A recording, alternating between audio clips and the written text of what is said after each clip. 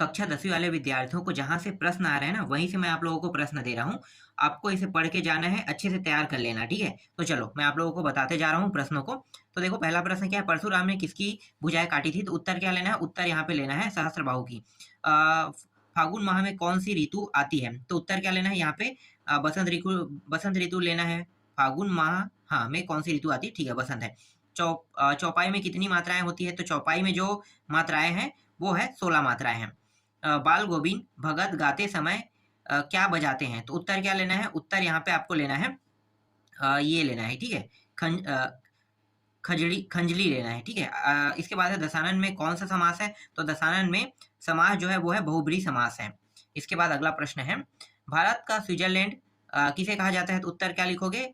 कटाओ को, ठीक है? आगे दिखाता हूँ, फिर यहाँ पे देखो रिक्त स्थानों की रिक्त स्थान देख लेते हैं। तो रिक्त स्थान में देखो, प्रयोगवादी कविता के प्रवर्तक हैं, तो ये है छंद।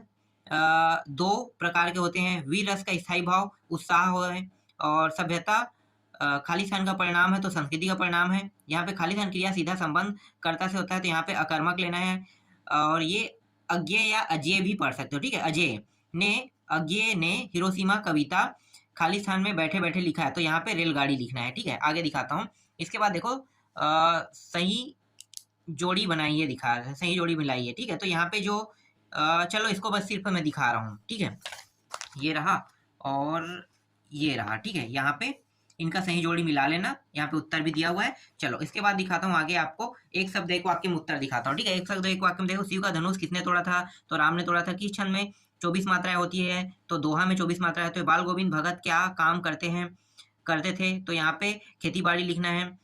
जिन शब्दों से करने या होने का बोध होता है, वे शब्द क्या कहलाते हैं? तो वो कहलाते हैं क्रिया कहलाते हैं। और ये है, राम क्या कर रहा है, किस प्रकार का वाक्य है? तो इसे हम कहते हैं प्रश्नवाचक कहते हैं। गंगोक नहीं, गंतोक का अर्थ क्या है? तो उत्तर क्या लेना है? पहाड़ लेना है, ठीक है? आगे दिखाता हूँ, सत्य असत्य दिखा देता हूँ। सत्य असत्य में देखो, पहला, जयशंकर प्रसाद ने जो मधुर स्वप्न देखे वे पूरे हो गए, तो ये क्या है? ये असत्य है। चौपाई छंद में 24 मात्राएं होती है, ये असत्य है। बाल गोविंद भगत अपनी खेतों की पैदावार पहले कबीर मठ लेकर जाते थे, तो क्या ये सत्य है? ये सत्य है। जिस क्रिया का प्रभाव कर्म पर पड़ता है, वह सकर्मक क्रिया होता है, तो क्या ये सत्य है? ये सत्य है। इसके बाद सारे देश में आस्था अंधविश्वास एक से नहीं है, तो ये क्या सत्य है? यह सत्य है। मैं क्यों लिखता हूँ, अजय की रचना है, तो क्या ये सत्य है? ये सत्य है, ठीक है? चलो, इसके बाद देखो, यहाँ पे कुछ प्रश्न हैं, जैसे कि प्रश्न देखो, गोपियों ने अपने वाच्यकर्त के क्या है? क्या है? वाचार्तुर्य, ठीक है? वाचार्तुर्य के आधार पर ज्ञानी उद्धव को परास्त कर दिया, उसके वाचार्तुर्य की विशेषताएं लिखिए कह रहा है, ठीक है? थोड़ा सा अजीब सा था वो शब्द। चलो, आगे देखते हैं।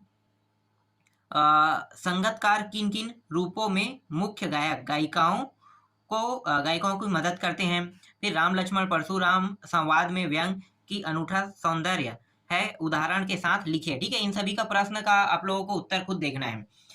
मेरे पास उत्तर है, मैं आप लोगों को प्रोवाइड कर सकता था, लेकिन मैं आप लोगों को अभी प्रोवाइड नहीं कर रहा हूँ, क्योंकि ये जो प्रश्न है, यहाँ से प्रश्न आ रहा है, इसलिए आप लोगों को दे रहा हूँ मैं। तो आपको ये सारे प्रश्न पढ़ना है, ठीक है? आगे देखो, कवि निराला बादल से पुकार रिमझिम या बरसने के स्थान पर गरजने के लिए कहता है, क्यों? ठीक है? रीतिकाल काव्य को किन्हीं काव्य धाराओं में विभाजित किया गया है। इसके बाद है देखो, प्रयोगवादी काव्य की विशेषता संक्षेप में लिखिए कह रहा है। इसी तरह से देखो, 9वां देखते हैं, सूरदास अथवा मंगलेश डबराल की काव्यगत विशेषताएं निम्नलिखित बिंदुओं पर लिखिए कह रहा है। 2 रचना और काव्यगत लिखना है, ठीक है? आगे दिखाता हूँ, इसमें जितने भी प्रश्न है सबको दिखाता हूँ, ठीक है? सेम टू सेम प्रश्न हो सकता है, तो यहाँ से सारे अटेम्प्ट हो सकता है, ठीक है? जैसे अंग्रेजी और गणित में आया था, वैसे ही यहाँ भी पूरा फंसने के चांसेस हैं। तो देख लेते हैं, मुक्त काव्य किसे कहते हैं? करुण रस की परिभाषा उदाहरण सहित लिखिए। चौपाई छंद की परिभाषा उदाहरण सहित लिखिए कह रहा है, ठीक है? मानवीकरण अलंकार की परिभाषा उदाहरण सहित लिखिए। यात्राविद किसे कहते हैं? एक यात्राविद लेखक का नाम लिखिए। इसके बाद है, चलो दिखाता हूँ 13वां प्रश्न। देखो, 13वां प्रश्न में यहाँ पे वास्तविक अर्थों में संस्कृत व्यक्ति किसे कहा जा सकता है, ठीक है? इसके बाद देखो 14वां प्रश्न, यहाँ पे लेखक यशपाल को नवाब साहब के किन हाव भाव से महसूस हुआ है कि वे उसने उनसे बातचीत करने के लिए तनिक भी उत्सुक नहीं है। इसके बाद देखो एक कहानी यह भी है, आत्मकथ्य के आधार पर स्वाधीनता आंदोलन के परिदृश्य की चित्रण करते हुए मन्नू जी की भूमिका का रेखाचित्र कीजिए कह रहा है। अथवा में दिया हुआ है, ठीक है। मन्नू भंडारी अथवा यहाँ पे दिया स्वयं प्रकाश का साहित्य परिचय निम्नांकित बिंदुओं पर लिखे गए 2 रचनाएं भाषा शैली है, ठीक है। इसके बाद देखो कुछ मुहावरा दिया है, जैसे कि अंधे की लाठी, ठीक है, पहाड़ टूट पड़ना, दांत खट्टे करना, ठीक है। ये आसान होता है। अंधे की लाठी क्या होता है? जिसे दिखाई ना दे, ठीक है। अंधे की लाठी का मतलब क्या होगा? अंधे की लाठी और पहाड़ टूट पड़ना, दांत, चलो इसका उत्तर मैं बाद में सोचूंगा, क्योंकि अभी सोचूंगा तो थोड़ा समय लगेगा, ठीक है। ये आसान रहता है, जबकि ये बन जाता है, ठीक है। थोड़ा सा दिमाग लगाना है और सोचना है। निम्नलिखित शब्दों का दो अलग अलग अर्थों में वाक्य प्रयोग कीजिए। कुल तीर, दोनों का अलग अलग। फिर ये जो प्रश्न है, लेखक अजय ने अपने आपको हिरोशिमा के विस्फोट का भोक्ता कब और किस तरह महसूस किया कह रहे हैं, ठीक है। भोक्ता मतलब थोड़ा दुखी उखी वाला होता है ना, वैसे ही शब्द है ये। इसके बाद देखो देश की सीमा पर बैठे फौजी किस तरह की कठिनाइयों से जूझते रहे, ठीक है। यहाँ पे देखो ये प्रश्न है, इन दोनों में से एक बनाने के लिए आ सकता है। अधिकतर चांस होता है कि ये प्रश्न अटेम्प्ट होते हैं। इसके बाद दिखाता हूं मैं आपको, यहाँ पे गद्यांश दिखाता हूँ। ये गद्यांश है, इसको भी देख लेना, ठीक है। निम्न में से किन्हीं एक विषय पर सूचना लिखे कह रहा है, ठीक है। ये भी दिखा देता हूँ, एक विषय पर सूचना। देखो ये 20वां प्रश्न। 21वां में देखो यहाँ पे अपठित गद्यांश है, इसके ये जो 3 टॉपिक है, इन टॉपिकों का उत्तर इसी से ढूंढ के आपको देना है, ठीक है। ये सरल होता है, ये तो बन जाता है।